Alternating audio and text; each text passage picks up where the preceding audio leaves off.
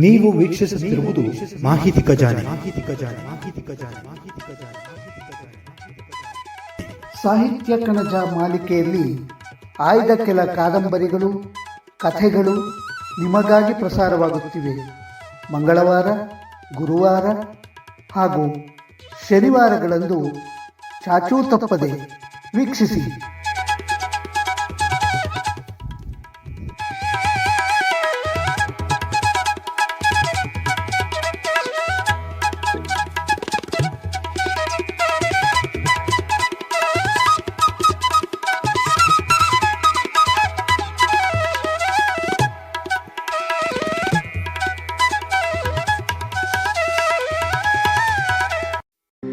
ಆಕಸ್ಮಿಕ ವ್ಯಾಪಿಸಿತು. ಬೆಂಗಳೂರು ಬೊಂಬಾಯಿನ ಕ್ರಾಂತಿಘೋಷವನ್ನು ಪ್ರತಿಧ್ವನಿಸಿ ಕೂಗಿತು.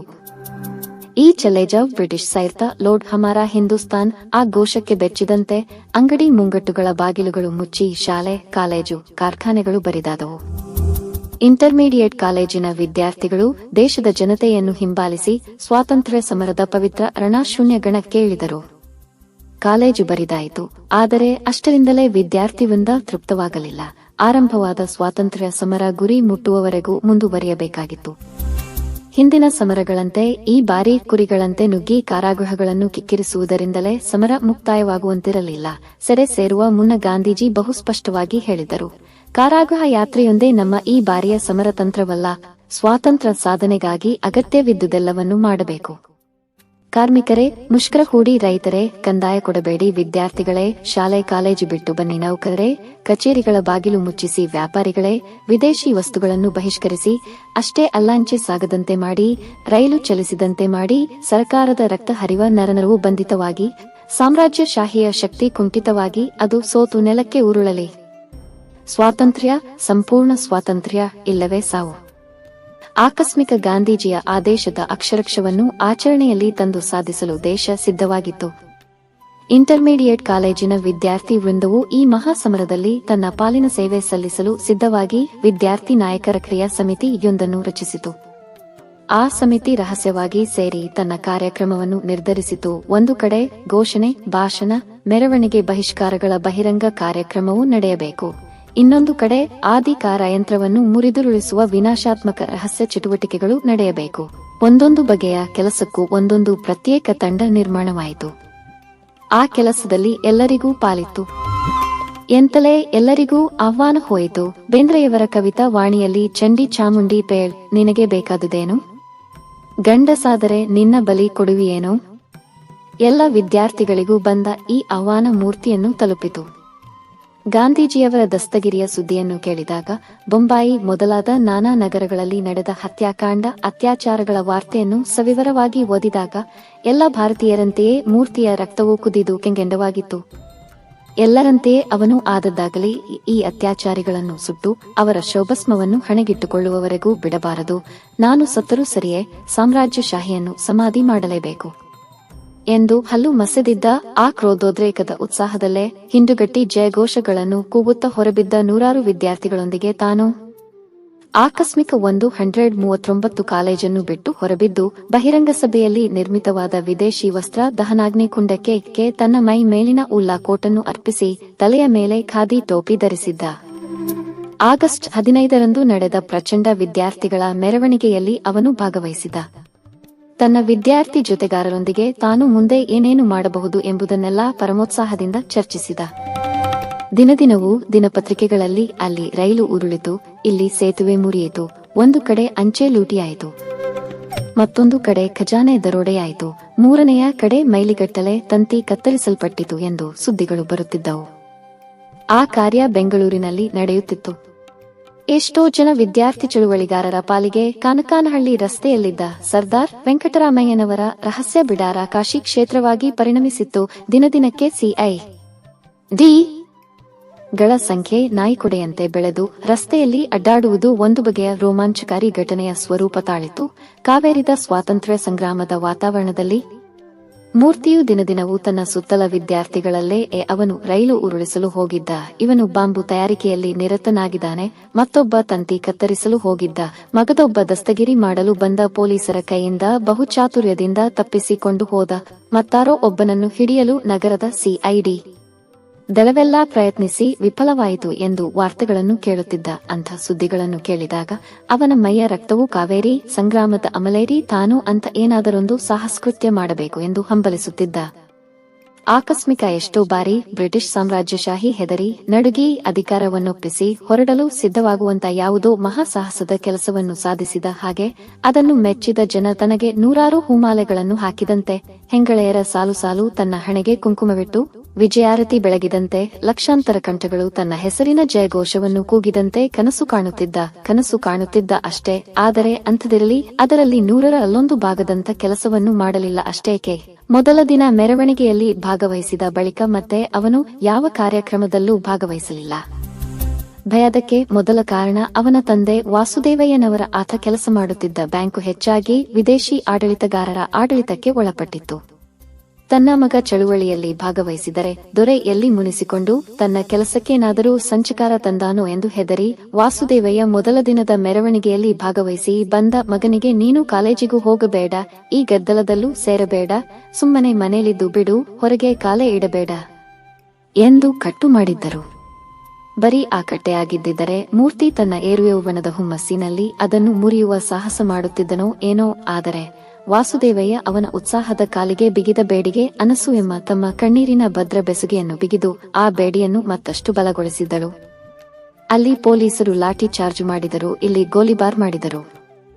ಆಕಸ್ಮಿಕ ಅಲ್ಲಿ ಇಷ್ಟು ಜನರ ಮೈ ಕೈಮುರಿಯಿತು, ಇಲ್ಲಿ ಅಷ್ಟು ಜನ ಸತ್ತರು ಎಂಬ ಸುದ್ದಿಯನ್ನು ದಿನದಿನವೂ ನೆರೆಹೊರೆಯವರ ಬಾಯಿಂದ ಕೇಳುತ್ತಿದ್ದ ಅನಸೂಯಮ್ಮನಿಗೆ ದೇಶದ ಇಡೀ ಪೊಲೀಸು ಪಡೆಯೇ ತನ್ನ ಒಬ್ಬನೇ ಮಗನಾದ ಮೂರ್ತಿ ಮನೆ ಬಿಟ್ಟು ಮಿಸುಕಿದರೂ ಸಾಕು, ಕೊಲ್ಲಲು ಸಿದ್ಧವಾಗಿ ಬಂದೂಕವನ್ನು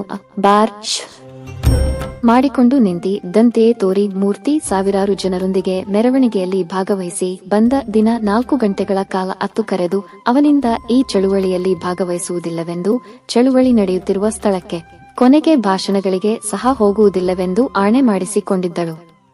ಅದಕ್ಕೂ ಮೀರಿ ಅವನು ಚಳುವಳಿಯಲ್ಲಿ ಭಾಗವಹಿಸಿದರೆ ತಾನೇ ಬಾವಿಯಲ್ಲಿ ಬಿದ್ದು ಪ್ರಾಣ ಕಳೆದುಕೊಳ್ಳುವ ಬೆದರಿಕೆ ಹಾಕಿದ್ದಳು. ತಂದೆಯ ಕಟ್ಟು, ತಾಯಿಯ ಕಣ್ಣೀರು ಇವೆರಡರ ಎದುರು ಸೋತು ಮೂರ್ತಿ ಸುಮ್ಮನೆ ಮನೆಯಲ್ಲಿ ಕುಳಿತು ಬಿಟ್ಟ. ಅದರೊಂದಿಗೆ ಒಂದು ದಿನ ಮೂರ್ತಿ ಹಗಲು 9 ಗಂಟೆಯ ವೇಳೆಗೆ ಮನೆಗೆ ಅಗತ್ಯವಾದ ಸಾಮಾನನ್ನು ಕೊಳ್ಳಲೆಂದು ಅವೆನ್ಯೂ ರೋಡಿನ ಕಡೆ ಹೋಗಿ ಕೆಂಪೇಗೌಡ ರಸ್ತೆಯ ಕಡೆಯಿಂದ ಬರುತ್ತಿರುವಾಗ ಮೆಜೆಸ್ಟಿಕ್ ಚೌಕದ ಕಡೆಯಿಂದ ಅಟಾರಾ ಕಚೇರಿಯ ಕಡೆ ಹೊರಟ ಒಂದು ಪ್ರಚಂಡ ಮೆರವಣಿಗೆ ಆ ರಸ್ತೆಯಲ್ಲೇ ಬಂದಿತು. ಯಾರದೋ ದಸ್ತಗಿರಿಯನ್ನು ಪ್ರತಿಭಟಿಸಿ ಆ ಮೆರವಣಿಗೆ ಹೊರಟಿತ್ತು. ಎಲ್ಲ ಮೆರವಣಿಗೆಗಳಂತೆ ಆ ಮೆರವಣಿಗೆಯಲ್ಲೂ ಸಾವಿರಾರು ಮಂದಿ ವಿದ್ಯಾರ್ಥಿಗಳು, ಕಾರ್ಮಿಕರು ಭಾಗವಹಿಸಿದ್ದರು.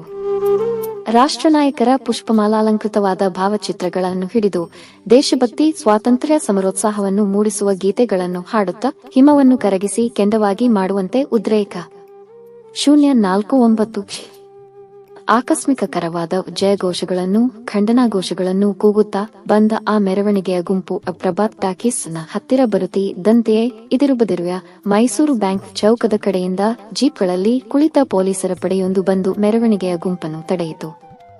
ಪೊಲೀಸರು ಅಲ್ಲಿಗೆ ಬರುತ್ತಿದ್ದ ಹಾಗೆ ಇದ್ದಕ್ಕಿದ್ದ ಹಾಗೆ ವಾತಾವರಣದಲ್ಲೇನೋ ವಿದ್ಯುದಾವೇಗ ಮೂಡಿ ಮೆರವಣಿಗೆಯಲ್ಲಿ ಭಾಗವಹಿಸದೆ ರಸ್ತೆಯ ಬದಿಯಲ್ಲಿ ಓಡಾಡುತ್ತಿದ್ದ ಜನರು ಅಲ್ಲಲ್ಲೇ ನಿಂತು ನೋಡಿದರು.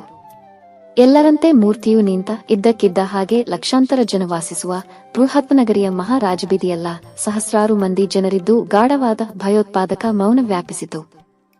ಜೀಪಿನಲ್ಲಿ ಕುಳಿತ ಪೊಲೀಸು ಅಧಿಕಾರಿ ಮೆರವಣಿಗೆಯ ಗುಂಪನ್ನು ಸಮೀಪಿಸಿ ಅವರ ಮುಂದೆ ತನ್ನ ಜೀಪ್ನ್ನು ನಿಲ್ಲಿಸಿ ಇಳಿದು 4 ಮಂದಿ ಅಸ್ತ್ರಧಾರಿ ಪೊಲೀಸರೊಂದಿಗೆ ಹೋಗಿ ನಡೆಯುತ್ತಿದ್ದ ಮೆರವಣಿಗೆಯನ್ನು ನಿಲ್ಲುವಂತೆ ಆಜ್ಞಾಪಿಸಿದ.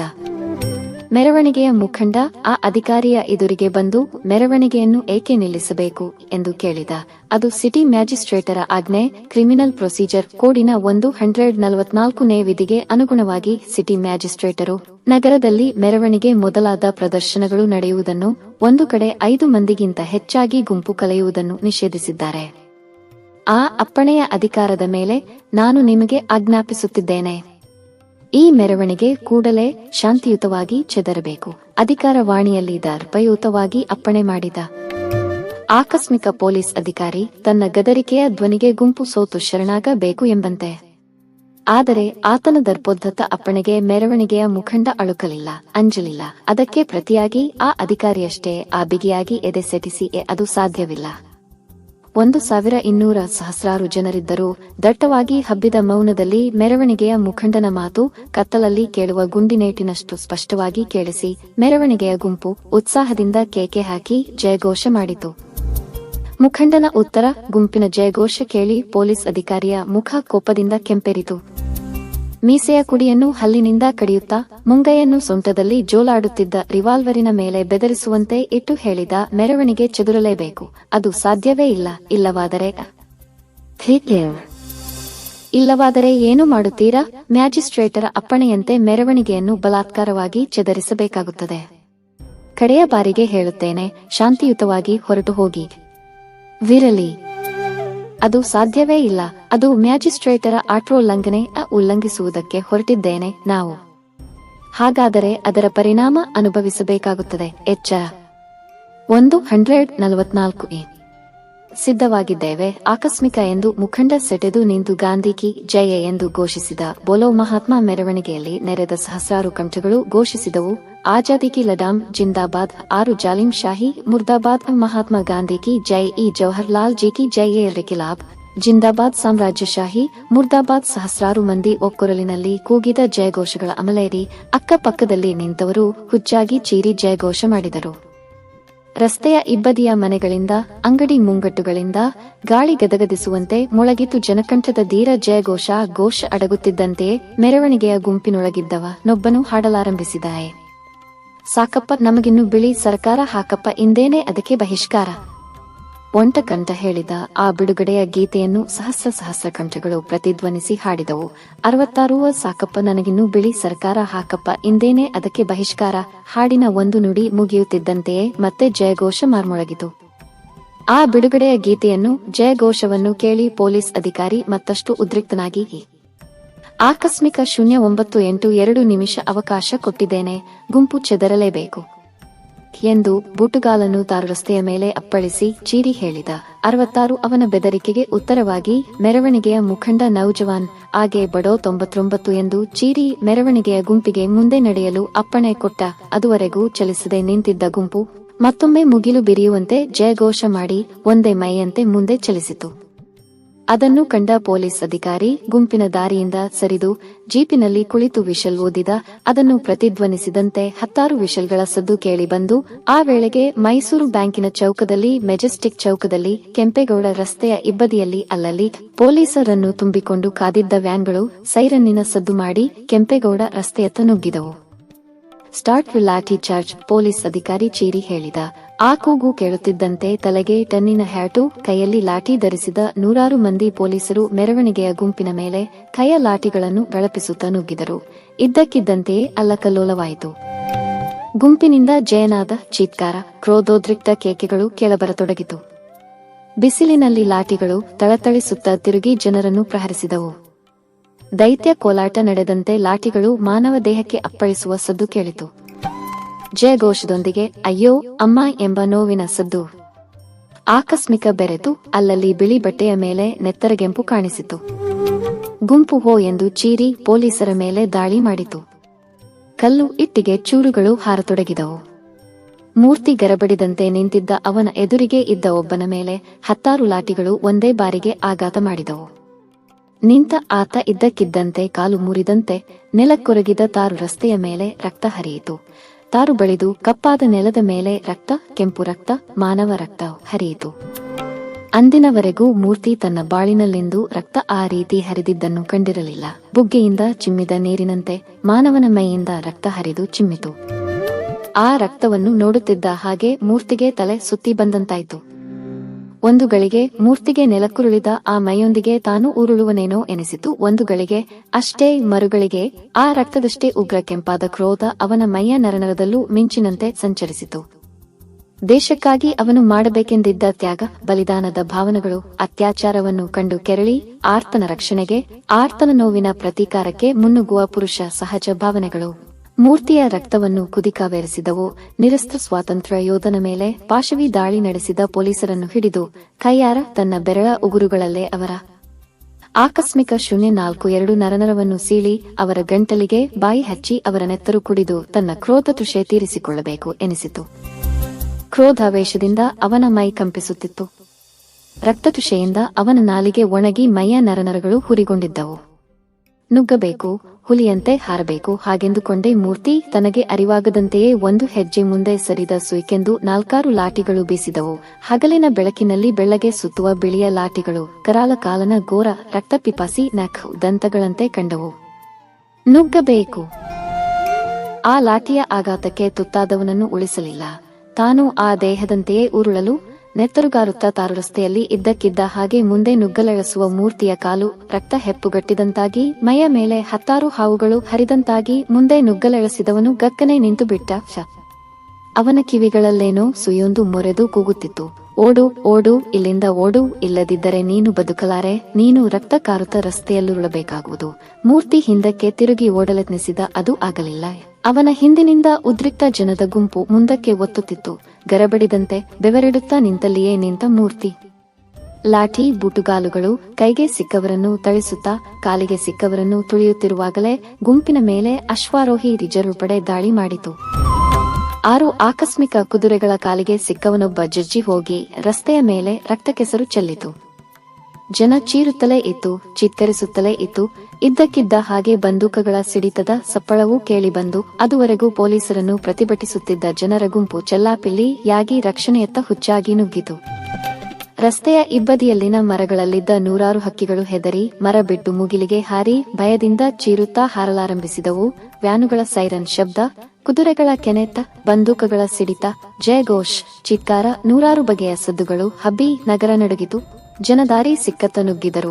ಮೂರ್ತಿಯು ಗಲ್ಲಿಯೊಂದರಲ್ಲಿ ನುಗ್ಗಿ ಓಡೋಡುತ್ತಲೇ ಒಮ್ಮೆ ಹಿಂದಿರುಗಿ ನೋಡಿದ ಜನವಿಹೀನವಾದ ತಾರು ರಸ್ತೆಯಲ್ಲಿ 10 ಹೆಣಗಳು ಉರುಳಿ ಕಾಲನ ಕೋಣಗಳಂತಿದ್ದ ಕಪ್ಪು ಕುದುರೆಗಳ ಮೇಲೆ ಕುಳಿತ ಕಪ್ಪು ದಿರಸಿನ ಪೊಲೀಸರು ಸುತ್ತುತ್ತಿದ್ದರು. ಲಾಠಿಗಳು ಹೊಳೆಯುತ್ತಿದ್ದವು, ಬಂದೂಕಗಳು ಸಿಡಿಯುತ್ತಿದ್ದವು. ತಾರು ರಸ್ತೆಯಲ್ಲಿ ರಕ್ತದ ಕೋಡಿ ಹರಿಯುತ್ತಿತ್ತು. ಮೂರ್ತಿ ಓಡಿದ, ಭಯದಿಂದ ಚೀತ್ಕಾರ ಮಾಡುತ್ತಾ ಓಡಿದ. ಅವನು ಹೇಗೆ ಮನೆಗೆ ಬಂದನೋ ಅದು ಅವನಿಗೆ ತಿಳಿಯದು. ಅಂತೂ ಅಮ್ಮ ಅಮ್ಮ ಎಂದು ಚೀರುತ್ತಾ ಹೇಗೋ ಮನೆ ಬಾಗಿಲನ್ನು ಸೇರಿ ತನ್ನ ಕೂಗನ್ನು ಕೇಳಿ, ಏನೋ ಏನೋ ಏನಾಯಿತೋ ಮೂರ್ತಿ ಎಂದು ತಾನು ಬೆದರಿ ಕೂಗುತ್ತಾ ಬಂದ ಅನಸೂಯಮ್ಮನ ಧ್ವನಿ ಕೇಳಿ ಹಾಗೆ ಮನೆ ಬಾಗಿಲಲ್ಲಿ ಉರುಳಿಬಿದ್ದ. ಆಕಸ್ಮಿಕ ಆಫ್. ಆ ದಿನ ಮಲಗಿದ ಮೂರ್ತಿ ಮತ್ತೆ ಮೇಲೇಳುವುದಕ್ಕೆ 15 ದಿನ ಬೇಕಾಯಿತು. 15 ದಿನ ಪೊಲೀಸರು ಬಂದೂಕ, ಕುದುರೆ, ಲಾಠಿಯೇ ಎಂದು ಬಡಬಡಿಸುತ್ತಾ ಗಳಿಗೆಗೊಮ್ಮೆ ಬೆಚ್ಚಿ ಬಿದ್ದು ಚಿಟ್ಟನೆ ಚೀರುತ್ತಾ ಹಾಸಿಗೆಯಲ್ಲಿ ಬಿದ್ದಿದ್ದ. ಆ ಭೀತಿ ಜ್ವರದ ಕಾವು ಇಳಿದು ಮೈ ತಂಪಾದ ಮೇಲೂ ಮೂರ್ತಿಗೆ ಬೀದಿಯಲ್ಲಿ ಕಾಲಿಡಲು ಧೈರ್ಯ ಬರಬೇಕಾದರೆ 1 ತಿಂಗಳು ಕಳೆಯಿತು. ಅವನಿಗೆ ಆ ಭೀತಿಯಿಂದ ಸಂಪೂರ್ಣವಾಗಿ ಬಿಡುಗಡೆಯಾಗುವ ವೇಳೆಗೆ ಡಿಸೆಂಬರ್ ತಿಂಗಳು ಸಮೀಪಿಸಿ ಮತ್ತೆ ಕಾಲೇಜಿನ ಬಾಗಿಲು ತೆಗೆದು ಬಂಧಿತ ವಿದ್ಯಾರ್ಥಿಗಳು ಬಿಡುಗಡೆಯಾಗಿ ತಮ್ಮ ತಮ್ಮ ತರಗತಿಗಳಿಗೆ ಮರಳಿದರು. ಮತ್ತೆ ಶಾಲಾ ಜೀವನ ಆರಂಭವಾಯಿತು. ಚಳುವಳಿಯಿಂದ ಶಾಲೆಗೆ ಮರಳಿದ ಒಬ್ಬೊಬ್ಬ ವಿದ್ಯಾರ್ಥಿಯು ತಾನು ಮಾಡಿದ ಸಾಹಸ ಕೃತ್ಯವನ್ನು ವಿವರಿಸಿ ಹೇಳುತ್ತಿದ್ದ. ಆದರೆ ಮೂರ್ತಿ ಸುಮ್ಮನೆ ಕುಳಿತು ಕೇಳುತ್ತಿದ್ದ. ಅವನ ಬೆಂಚಿನಲ್ಲೇ ಇದ್ದ ಗೋವಿಂದರಾಜು ಹೆಮ್ಮೆಯಿಂದ ಹೇಳಿದ, ಆವತ್ತು ಪ್ರಭಾತ್ ಟಾಕೀಸ್ ಹತ್ತಿರ 6 ಮಾಡಿದ್ರಲ್ಲಾಯ್, ಅವತ್ತೇನಾಯ್ತು ಗೊತ್ತೇನೋ? 6 ಏನಾಯ್ತು? ಗೋಲಿಬಾರ್. ನಾನು, ರಾಧಾಕೃಷ್ಣ, ವಸಂತ, ಸಿದ್ದರಾಮ, ಶಫಿ ಎಲ್ಲ ಒಂದೇ ಕಡೆ ಇದ್ವಿ. ನಮ್ಮ ಕಡೆ ಒಬ್ಬ ಪೊಲೀಸಿನೋನು ನುಗ್ಗಿ ಬಂದ, ಲಾಠಿ ತಿರುಗಿಸ್ದ. ನಾವೆಲ್ಲ ಸೇರಿಕೊಂಡು ಆ ನನ್ನ ಮಗನ ಪಕ್ಕದ ಗಲ್ಲಿಲಿ ಎಳಕೊಂಡು ಮೂರಿಲಿ ಹಾಕಿ ತುರುಕಿ ಬಿಟ್ಟಿ. ಶಫಿ ಇದಾನಲ್ಲ ರುಸ್ತುಂ ಕಣೋ, ಅವನಿಗೂ ಬಂದೂಕ ಉಡಾಯೋದು ಗೊತ್ತು. ಅದ್ಯಾಗೆ ಮಾಡಿದ್ದೋ ಏನೋ, ಒಬ್ಬ ಪೊಲೀಸ್ಟೋನ ಹತ್ರ ಇದ್ದ ಬಂದೂಕ ಒಣೋ ಆಕಸ್ಮಿಕ ಕಿತ್ಕೊಂಡು 3 ಜನ ಪೊಲೀಸ್ಕೋರ ಮಲಗಿಸಿಬಿಟ್ಟ. ನಮ್ಮ 1-2 ಏಟು ಬಿತ್ತು. ಆದ್ರೂ ಬಿಡ್ಲಿಲ್ಲ, ರಚ್ಚು ತೀರಿಸಿಕೊಂಡೇ ಬಿಟ್ಟ. ಕಣ್ಣುಗಳಲ್ಲಿ ಹೆಮ್ಮೆ ಗೆಲುವುಗಳ ಬೆಳಕನ್ನು ತುಳುಕಿಸುತ್ತ ಹೇಳಿದ ಗೋವಿಂದರಾಜು. ಅವನು ಹೆಮ್ಮೆಯಿಂದ ತಲೆ ಸೆಟಿಸಿ ಹೇಳಿ, ಮೂರ್ತಿಯನ್ನು ಅವತ್ತು ನೀನೆಲ್ಲಿದ್ದೋ ಎಂದು ಕೇಳಿದ. ಅವನು ತಲೆ ಸೆಟಿಸಿ ಕೇಳಿದ. ಇವನು ಸುಮ್ಮನೆ ನೆಲಕ್ಕೆ ತಲೆ ಬಾಗಿಸಿದ. ಗೋವಿಂದರಾಜುವಿನ ಹಾಗೆ ಇನ್ನೂ ಎಷ್ಟೋ ಜನ ತಾವು ಮಾಡಿದ ಸಾಹಸಗಳನ್ನು ವಿವರಿಸುತ್ತಿದ್ದರು. ಅವರು ಹೇಳಿದುದನ್ನು ಕೇಳಿದಾಗ ಮೂರ್ತಿಯ ಮೈಗೂದಲು ನಿಮಿರುತ್ತಿದ್ದವು. ಅವನು ಅಂಥದು ಏನಾದರೂ ಮಾಡಬೇಕೆಂದು ಕನಸು ಕಂಡಿದ್ದ ಅಷ್ಟೇ.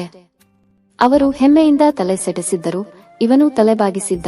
ಆ ಭಯ, ಹಾಳು ಭಯ ಒಂದು ಇಲ್ಲೇ ಹೋಗಿದ್ರೆ ಅವತ್ತು ನಾನು ಇವರ ಹಾಗೆ ಏನಾದ್ರೂ ಮಾಡಬಹುದಾಗಿತ್ತು ಎಂದು ತನಗೆ ತಾನೇ 100 ಬಾರಿ ಹೇಳಿಕೊಂಡ. ಏನಾದರೂ ಮಾಡಬಹುದಿತ್ತು, ಆದರೆ ಏನೂ ಮಾಡಲಿಲ್ಲ. 6. ನೆನೆನೆನೆಯೋ ಆ ದಿನವ, ಓ ಭಾರತ ಬಾಂಧವ, ನೆನೆನೆನೆಯೋ ಆ ದಿನವ. ರೋಮಾಂಚಕಾರಿ ಆಗಸ್ಟ್ ಚಳುವಳಿಯನ್ನು ನೆನೆದು ದೇಶ ಹೆಮ್ಮೆಯಿಂದ ತಲೆ ನಿಮಿರಿಸಿತು. ಅದನ್ನು ನೆನೆನೆನೆದು ಮೂರ್ತಿ ತಲೆಬಾಗಿಸಿದ್ದ. ಆಕಸ್ಮಿಕ ಅವನ ಎದುರಿಗೆ ಪೊಲೀಸರು ಜನರನ್ನು ಲಾಠಿಯಿಂದ ಥಳಿಸಿದ್ದರು, ಗುಂಡಿಟ್ಟು ಕೊಂದಿದ್ದರು. ತಾರು ರಸ್ತೆ ರಕ್ತದ ಕಾಲುವೆಯಾಗಿತ್ತು. ಆ ರಕ್ತದಲ್ಲಿ ಮೂರ್ತಿಯ ರಕ್ತದ ಒಂದು ಹನಿಯೂ ಇರಲಿಲ್ಲ. ಎಲ್ಲರೂ ಪ್ರತಿಭಟಿಸಿದಾಗ ಇವನು ಓಡಿದ್ದ. 10 ಜನರಂತೆ ಹೆಮ್ಮೆಯಿಂದ ಎದೆ ಸೆಟಿಸುವ ಅವಕಾಶ ಇವನ ಪಾಲಿಗೆ ತಪ್ಪಿಹೋಯಿತು. ಆಗ ನಾಚಿ ತನಗೆ ತಾನೇ ಹೇಳಿಕೊಂಡಿದ್ದ, ತತ್ ಈ ಹಾಳು ಭಯ ಬಿಟ್ಟು ಬಿಡಬೇಕು. 6. ಈ ಭಯ ಒಂದಿಲ್ಲೇ ಹೋದ್ರೆ ಏನಾದರೂ ಸಾಧಿಸಬಹುದು. ಭಯ ಬಿಡಬೇಕು. ಬಂದದ್ದನ್ನು ಅನುಭವಿಸಬೇಕು, ಬಯಸಿದ್ದನ್ನು ಪಡೆಯಬೇಕು. ಅಂದಿನಿಂದ ಈ ಮಾತನ್ನು ಮೂರ್ತಿ ತನಗೆ ತಾನು 1000 ಬಾರಿ ಹೇಳಿಕೊಂಡಿದ್ದ. ಬಯಕೆಗೂ ಭಯಕ್ಕೂ ನೆಂಟಸ್ತಿಕೆ ಸಾಧ್ಯವಿಲ್ಲ. ಭಯವಿದ್ದರೆ ಬಯಕೆ ಸಫಲವಾಗುವುದಿಲ್ಲ. 13 ಬಯಕೆ ತೀರಬೇಕು, ಭಯ ಬಿಡಬೇಕು. ಎಂದಿನಂತೆ ಇಂದು ಬಯಕೆಗಳ ಯುದ್ಧ ನಡೆದಾಗ ಮೂರ್ತಿ ತನಗೆ ತಾನೇ ಹೇಳಿಕೊಂಡ. ಸುತ್ತ ಹಬ್ಬಿದ ಕಾಡ ಮೌನವನ್ನು ತನ್ನ ಸಿಳ್ಳು ಕೂಗಿನಿಂದ ಕತ್ತರಿಸುತ್ತಾ ಹೊಗೆ ಕಾರುತ್ತಾ ರೈಲು ಮುಂದೆ ನುಗ್ಗುತ್ತಿತ್ತು. ತನ್ನ ಜೊತೆಗೆ ಬಂದ ಹೆಂಗಸನ್ನು ಇದಿರು ಸೀಟಿನ ಮೇಲೆ ಮಲಗಲು ಬಿಟ್ಟು ವ್ಯಾಸರಾಯ ಮೂರ್ತಿಯ ಪಕ್ಕದಲ್ಲೇ ಅವನ ಹಾಸಿಗೆಯ ಮೇಲೆ ಕುಳಿತಿದ್ದ. ಮೂರ್ತಿ ಮಾತನಾಡದೆ ಏನೋ ಯೋಚಿಸುತ್ತಿದ್ದುದನ್ನು ನೋಡಿ ವ್ಯಾಸರಾಯ, ಇವತ್ಯಾಕೋ ಬಾಳ ಬಾಯಾರಿಕೆ ಆಗ್ತಾ ಇದೆ, ನೀವೇನೂ ಅಂಡ್ಕೊಳ್ಳದೆ ಹೋದರೆ ಎಂದು ಮೂರ್ತಿ ತನ್ನ ಬದಿಯಲ್ಲಿರಿಸಿಕೊಂಡ ಕಿತ್ತಳೆಯ ಹಣ್ಣಿನ ಕೈಚಾಚಿದ. ಅದಕ್ಕೆ ಸಂಕೋಚ, ತಗೊಳ್ಳಿ ಎಂದು ಮೂರ್ತಿ ತಾನೇ ಅವನ ಕೈಗೆ ಒಂದು ಕಿತ್ತಳೆ ಹಣ್ಣು ತೆಗೆದುಕೊಟ್ಟ. ವ್ಯಾಸರಾಯ ಹಣ್ಣು ತೆಗೆದುಕೊಂಡು ಮೂರ್ತಿಯನ್ನು ಅವನ ಯೋಚನೆಗೆ ಬಿಟ್ಟು ತನ್ನ ಪಾಡಿಗೆ ತಾನು ಕಿತ್ತಳೆ ಹಣ್ಣು ಸುಲಿದು ತಿನ್ನಲಾರಂಭಿಸಿದ. ವ್ಯಾಸರಾಯ ತನ್ನನ್ನು ಅಷ್ಟು ಧಾರಾಳವಾಗಿ ಹಣ್ಣು ಕೇಳಿದುದನ್ನು ಕಂಡು ಮೂರ್ತಿಗೆ ಆಶ್ಚರ್ಯವೆನಿಸಿತು. ಇಷ್ಟು ಅಲ್ಪ ಕಾಲದ ಪರಿಚಯದಲ್ಲಿ ಈ ಮನುಷ್ಯ ಎಷ್ಟು ಸಲಿಗೆ ತೆಗೆದುಕೊಂಡಿದ್ದಾನೆ. 6 ಹಾಗೆ ಅನಿಸಿತು. ಆಕಸ್ಮಿಕ ಮೊದಲು ತನ್ನನ್ನು ಈ ಮನುಷ್ಯ ಎಷ್ಟು ಬೇಗ ಬದಲಾಯಿಸಿದ. ಕಂಡರೆ ಅವನ ಕಣ್ಣು ಆಗದವರನ್ನು ಕಂಡ ಹಾಗೆ ನೋಡುತ್ತಿತ್ತು. ಮಾತಾಡುವುದಿರಲಿ, ನೋಡುವುದು ಬೇಸರ ಎಂಬಂತೆ ವರ್ತಿಸುತ್ತಿದ್ದ. ಏನೋ ಸಂಶಯದ, ಅಸಮಾಧಾನದ ದೃಷ್ಟಿಯಿಂದಲೇ ನೋಡುತ್ತಿದ್ದ. ಆದರೆ ಈಗ ಆದಾವುದೂ ಇಲ್ಲದೆ ಇಷ್ಟು ನಿಸ್ಸಂಕೋಚವಾಗಿ ವರ್ತಿಸುತ್ತಿದ್ದಾನೆ. ಒಳ್ಳೆ ವಿಚಿತ್ರ ಮನುಷ್ಯ ವ್ಯಾಸರಾಯ ಎನಿಸಿತು ಮೂರ್ತಿಗೆ ಪಡಿಸಿದ ಹಾಗೆ. ಅವನು ಎಷ್ಟು ಧಾರಾಳವಾಗಿ ತನ್ನ ಬಯಕೆಯನ್ನು ವ್ಯಕ್ತ ಮುಗಿದು ಹಣ್ಣು ಬೇಕು ಎನಿಸಿತು. ಕೇಳಿದ, ಅಲ್ಲಿಗೆ ಅದು ಹೋಯಿತು. ತಾನೇ ಆಗಿದ್ದರೆ ಅಲ್ಪ ಪರಿಚಿತರನ್ನು ಹಾಗೆ ಕೇಳುತ್ತಿದ್ದನೆ. ಓಹು, ಅವನಾಗಿಯೇ ಕೊಟ್ಟರೂ ತೆಗೆದುಕೊಳ್ಳಲು ಹಿಂಜರಿಯುತ್ತಿದ್ದ. ಆದರೆ ಈ ಮನುಷ್ಯನಿಗೆ ಮಾತ್ರ ಅಂಥ ದಾಕ್ಷಿಣ್ಯ, ಸಂಕೋಚ ಯಾವುದೂ ಇದ್ದಂತಿರಲಿಲ್ಲ. ತನಗೆ ಬೇಕಾದ ಹಣ್ಣು ಕೇಳುವ ವಿಷಯದಲ್ಲೇ ಏನು, ತಿಂಡಿ ತಿನ್ನುವ ವಿಷಯದಲ್ಲಿ, ತಾನು ತಿಂದ ತಿಂಡಿಯ ಹಣವನ್ನು ಪರಕೀಯನಿಂದ ಕೊಡಿಸುವ ವಿಷಯದಲ್ಲಿ, ಯಾವ ವಿಷಯದಲ್ಲ ವ್ಯಾಸರಾಯನಿಗೆ ಸಂಕೋಚವಾಗಲಿ ದಾಕ್ಷಿಣ್ಯವಾಗಲಿ ಇದ್ದಂತಿರಲಿಲ್ಲ. ಸಂಕೋಚವಿಲ್ಲ ನಿಜ, ಆದರೆ ಅದರಿಂದ ಆತನಿಗೆ ಆದ ನಷ್ಟವೇನು? ಹಾಗೆ ನೋಡಿದರೆ ವ್ಯಾಸರಾಯ ಸಂಕೋಚ ವ್ಯಕ್ತಪಡಿಸಿದ್ದರೆ ನಷ್ಟವಾಗುತ್ತಿತ್ತು. ತೀರಿತು. ಈಗ ಹಣವು ಉಳಿಯಿತು, ಬೇಕಾದುದು ದೊರೆತು ಬಯಕೆಯೂ ಇದ್ದರೆ ಹೀಗಿರಬೇಕು ಎನಿಸಿತು ಮೂರ್ತಿಗೆ. ಹೀಗಿದ್ದರೆ ಸ್ವಂತಕ್ಕೆ ನಷ್ಟವಿಲ್ಲದೆ ಸುಖಪಡಲು ಸಾಧ್ಯವೆಂದು ತೋರಿತು ಅವನಿಗೆ. ಹಾಗಿದ್ದರೆ ತಾನು ಅದೇ ಮಾರ್ಗ ಅನುಸರಿಸಬಾರದೇಕೆ? 10 ಆಕಸ್ಮಿಕ. ಅವನಿಗೆ ತನ್ನ ಬಳಿ ಇದ್ದ ಹಣ್ಣು ಬೇಕಾಗಿತ್ತು. ಕೇಳಿದ, ಪಡೆದ. ಹಾಗೆ ತನಗೂ ಅವನ ಬಳಿಯ ಹೆಣ್ಣು ಬೇಕಾಗಿದೆ, ಕೇಳಬಾರದೇಕೆ? ವ್ಯಾಸರಾಯ ತನ್ನನ್ನು ಹಣ್ಣು ಕೇಳಿದಷ್ಟೇ ಸಹಜವಾಗಿ ತಾನು ನೋಡಿ, ನನಗೂ ತುಂಬಾ ದಾಹ, ನಿಮ್ಮ ಜೊತೆಯ ಹೆಣ್ಣಿನದು ಎಂದು ಕೇಳಿದರೆ ಅದಕ್ಕೆ ಆ ಮನುಷ್ಯ ಏನು ಹೇಳುತ್ತಾನೋ ಪ್ರಯತ್ನಿಸಿ ನೋಡಬೇಕು ಎನಿಸಿತು. ಆದರೆ ಅಂಥ ಪ್ರಶ್ನೆಯ ಯೋಚನೆಯಿಂದಲೇ ಅವನ ಮುಖ ಕೆಂಪೆರಿತು. ಆಕಸ್ಮಿಕವಾಗಿ ತನ್ನ ಮನಸ್ಸಿನಲ್ಲಿ ನಿಶ್ಶಬ್ದವಾಗಿ ಮೂಡಿದ ಮಾತು ಹತ್ತಿರದಲ್ಲಿರುವವನಿಗೆ ಕೇಳಿಸಿದ್ದೇನೋ ಎಂಬಂತೆ ಹೆದರಿ ಮೂರ್ತಿ ತನ್ನ ಕಣ್ಣನ್ನು ಹೊರಳಿಸಿ ನೋಡಿದ. ವ್ಯಾಸರಾಯ ಯಾವ ಚಿಂತೆಯೂ ಇಲ್ಲದೆ ಹಣ್ಣು ತಿನ್ನುತ್ತಿದ್ದ. ಆಕೆ ಇಂದಿರಾ ಇದಿರು ಸೀಟಿನಲ್ಲಿ ಕುಳಿತ ಅವರಿಬ್ಬರನ್ನು ನೋಡುತ್ತಿದ್ದಳು. ಆಕೆ ಅವರ ಕಡೆ ನೋಡುತ್ತಿರುವಾಗ ಆಕೆಯ ಕಣ್ಣುಗಳಲ್ಲಿ ಯಾವ ಭಾವವೂ ಇದ್ದಂತಿರಲಿಲ್ಲ. ಆದರೆ ಮೂರ್ತಿಯ ಕಣ್ಣು ಆಕೆಯ ಮುಖವನ್ನು ನೋಡಿದಾಗ ಮಾತ್ರ ಏಕೋ ಆಕೆಯ ಕಣ್ಣುಗಳು ಕೊಂಚ ಚಂಚಲವಾದವು. ಮುಖವನ್ನು ಒಂದು ಬದಿಗೆ ತಿರುಗಿಸಿದಳು. ಮೂರ್ತಿ ತನ್ನತ್ತ ತಿರುಗಿದ ನೋಟಕ್ಕೂ ಬಹು ಮೃದುವಾಗಿ ನಯವಾಗಿ ಕಾಣುತ್ತಿದ್ದ ಅವಳ ಕೆನ್ನೆಯನ್ನೇ ನೋಡುತ್ತಿದ್ದ. ಆ ಕೆನ್ನೆಯನ್ನು ಒಮ್ಮೆ ನಯವಾಗಿ ನೇವರಿಸಬಹುದಾದರೆ. ಮೂರ್ತಿಯ ಮುಖದಿಂದ ತಾನಾಗಿ ನಿಟ್ಟುಸಿರು ಹೊರಹೊಮ್ಮಿತು. ಅವನ ನಿಟ್ಟುಸಿರನ್ನು ಕೇಳಿ ಹಣ್ಣು ತಿನ್ನುವುದರಲ್ಲಿ ನಿರತನಾಗಿದ್ದ ವ್ಯಾಸರಾಯ ಅವನು ತಿರುಗಿ, ಏನು ಸಾರ್, ಬಹಳ ಯೋಚನೆ ಮಾಡ್ತಾ ಇದ್ದೀರಿ ಎಂದು ಕೇಳಿದ. ಅವನು ಆ ಪ್ರಶ್ನೆಯನ್ನು ಕೇಳಿದಾಗ ಮೂರ್ತಿಗೆ ತಟಕ್ಕನೆ ತನ್ನ ಆಕಸ್ಮಿಕ 155 ಯೋಚನೆಯನ್ನು ಅವನಿಗೆ ಹೇಳಿಬಿಡಬೇಕು ಎನಿಸಿತು. ಆದರೆ ಅದನ್ನು ಬಾಯಿ ಬಿಟ್ಟು ಹೇಳಲಾಗದೆ ಏನೂ ಇಲ್ಲ, ಊರು ಬಿಟ್ಟು ಬಹಳ ದಿನ ಆಯ್ತು, ಮನೆ ಕಡೆ ಯೋಚನೆ ಮಾಡ್ತಾ ಇದ್ದೆ ಎಂದ. ಊರು ಬಿಟ್ಟು ಬಹಳ ದಿನ ಆದ್ರೆ ಈ ವಯಸ್ಸಿನಲ್ಲಿ ಮನೆ ಕಡೆ ಯೋಚನೆ ಬರಬೇಕಾದದ್ದೇ. ಕಡೆಯ ಮಾತನ್ನು ಅರ್ಥಗರ್ಭಿತವಾಗಿ ಹೇಳಿ ನಕ್ಕ ವ್ಯಾಸರಾಯ. ಅವನ ನಗುವಿನ ಕಾರಣ ಮೂರ್ತಿಗೆ ಅರ್ಥವಾಗಲಿಲ್ಲ. ಅವನ ಮಾತು, ನಗು ಎಂಥದು ಏನೋ ಒಳ ಅರ್ಥವನ್ನು ಹುದುಗಿಸಿಕೊಂಡಿದ್ದವು. ಅದ್ಯಾಕೆ ಹಾಗೆ ನಗ್ತಿರ, ನನ್ನ ಮಾತು ಕೇಳಿ ಎಂದು ಕೇಳಿದ. ಓಹು, ಮತ್ತೆ ನಿಮ್ಮ ಮಾತು ಕೇಳಿ ನಗು ಬರಿಲ್ಲ? ಏನೂ ಇಲ್ಲ, ಹೋಗ್ಲಿ ಬಿಡಿ ಎಂದು ಮಾತಿನ ಜಾಡು ಬದಲಿಸುವವನಂತೆ ನಿಮಗೆಷ್ಟು ಜನ ಮಕ್ಕಳು ಎಂದು ಕೇಳಿದ ವ್ಯಾಸರಾಯ. ವ್ಯಾಸರಾಯನ ಮಾತು ಕೇಳಿ ಮೂರ್ತಿಗೆ ಆಶ್ಚರ್ಯವಾಯಿತು. ಇದ್ದಕ್ಕಿದ್ದ ಹಾಗೆ ಇವನು ನನ್ನನ್ನು ಈ ಪ್ರಶ್ನೆ ಏಕೆ ಕೇಳಿದ ಎಂದು ಯೋಚಿಸುತ್ತಲೇ ಎಷ್ಟು ಇಲ್ಲ ಎಂದು ಉತ್ತರ ಕೊಟ್ಟ. ಅಂದರೆ ಮದುವೆಯೇ ಇಲ್ಲ, ಇನ್ನೂ ಮಕ್ಕಳೆಲ್ಲಿಂದ ತರಲಿ ಎಂದ ಮೂರ್ತಿ ನಗುತ್ತಾ. ಆಕಸ್ಮಿಕ ಮದುವೆಯಾಗದೆ ಹೋದರೂ ಮಕ್ಕಳಾಗಬಾರದು ಅಂತ ಯಾವ ಶಾಸ್ತ್ರ ಹೇಳಿದೆ? ಈ ಕಾಲದಲ್ಲಿ ಅವೆರಡಕ್ಕೂ ಸಂಬಂಧವೇ ಇಲ್ಲ ಎಂದ ವ್ಯಾಸರಾಯ ತಾನು ನಗುತ್ತಾ. ಅವನ ಮಾತಿನ ಶೂನ್ಯತ ರಾತ್ 9 ಮೂರ್ತಿಗೆ ಆ ಮೂರ್ತಿಯು ನಕ್ಕಲ್ತ್. ನಾನು ಹೇಳಿದ್ದು ನಗು ವಿಷಯ ಅಲ್ಲ ಸಾರ್, ಕಾಲ ಹಾಗಿದೆ. ಈ ಕಾಲದ ಜನಕ್ಕೆ ಮದುವೆಯ ವಿಷಯದಲ್ಲಿ ಅಷ್ಟಾಗಿ ನಂಬಿಕೆ ಇಲ್ಲ. ಬಾಡಿಗೆ ಮನೆ ಸುಲಭವಾಗಿ ಸಿಗುವಾಗ ಸ್ವಂತ ಮನೆ ಕಟ್ಟಿಸೋಕೆ ಯಾರು ಹೋಗ್ತಾರೆ ಹೇಳಿ? ಹಾಗೆ ನೋಡಿದ್ರೆ ಒಂದ್ ರೀತಿಲಿ ಅದು ಒಳ್ಳೇದೇ ಅನ್ನಿ. ಏಕೆ, ಮನೆ ಕಟ್ಟಿಸಿದರೆ ಬೇಡ ಅನ್ನಿಸಿದರೆ ಬಿಡೋಕೆ ಸಾಧ್ಯವೇ? ಬಾಡಿಗೆ ಮನೆ ಆದ್ರೆ ಬೇಕಾದಾಗ ಬಿಟ್ಟು ಇನ್ನೊಂದನ್ನ ಹುಡುಕಿಕೋಬಹುದು. ಕಟ್ಟಿರೋನಿಗೆ ಒಂದೇ ಮನೆ ಆದ್ರೆ ಬಾಡಿಗೆ ಕೊಡ್ತೀನಿ ಅನ್ನೋನಿಗೆ 1,000 ಯಾವ ಹೊತ್ತಿಗೆ ಎಂತಾದ್ದು ಬೇಕೆನ್ನಿಸಿದರೆ ಅಂತಾದ್ದು ಅದೇ ಒಳ್ಳೇದಲ್ವೇ? ಹಾಗೆ ನೋಡಿದ್ರೆ ಹಾಗೆ ಬಿಡಿ ಬಿಚ್ಚಾಗಿರೋದೇ ಸುಖ ಎಂದ ವ್ಯಾಸರಾಯ ಮೂರ್ತಿಯತ್ತ ಕಣ್ಣು ಹೊಡೆದು. ಅವನ ಮಾತು ಕೇಳಿ ಮೂರ್ತಿಗೆ ನಗು ಬರಲಿಲ್ಲ. ಅದಕ್ಕೆ ಪ್ರತಿಯಾಗಿ ಸುಲಭವಾಗಿ ಅರ್ಥವಾಗುವ ಅವನ ವ್ಯಂಗ್ಯಕ್ತಿಯನ್ನು ಕೇಳಿ ಅವನ ಮುಖ ಕೆಂಪೆರಿತು. ವ್ಯಾಸರಾಯನ ಮಾತಿನ ಅರ್ಥ ಆಕೆಗೂ ಆಗಿರಬೇಕು ಎಂತಲೇ ಆಕೆಯ ಮುಖವು ನರುಗಂಪಾಗಿತ್ತು. ಅದನ್ನು ಕಂಡ ಬಳಿಕ ಮೂರ್ತಿಗೆ ಹೆಂಗಸಿನ ಇದಿರು ಅಂತ ಸರಸ ಸಲ್ಲಾಪ ನಡೆಸುವುದು ಅಸೌಜನ್ಯವೆನಿಸಿ ಆ ಮಾತನ್ನು ಅಲ್ಲಿಗೆ ಮುರಿದು ಕಿಟಕಿಯಾಚೆ ತಲೆ ಹಾಕಿ ನೋಡಿ, ಇನ್ನೂ ಆನಂದಪುರ ಬಲ್ಲ ಅಂತ ಕಾಣುತ್ತೆ ಅಲ್ವೇ, ಈ ರೈಲು ನಿಧಾನ ಎಂದ. ಆಕಸ್ಮಿಕ 08 ಬರುತ್ತೇಳಿ, ಬರದೆ ಎಲ್ಲಿ ಹೋಗುತ್ತೆ? ಊರಿಗೆ ಬಂದೋಳು ನೀರಿಗೆ ಬರೋಲ್ವೇ? ನಿಧಾನವಾಗಿ ಬರಲಿ, ಈಗೇನು ಅವಸರ ಎಂದ ವ್ಯಾಸರಾಯ ನಿಸ್ಸಂಕೋಚವಾಗಿ ಮೂರ್ತಿಯ ಸಿಗರೇಟು ಪೆಟ್ಟಿಗೆಗೆ ಕೈ ಹಾಕಿ ಅದನ್ನು ನೋಡಿ ಏಕೋ ಮೂರ್ತಿಗೆ ನಗು ಬಂತು.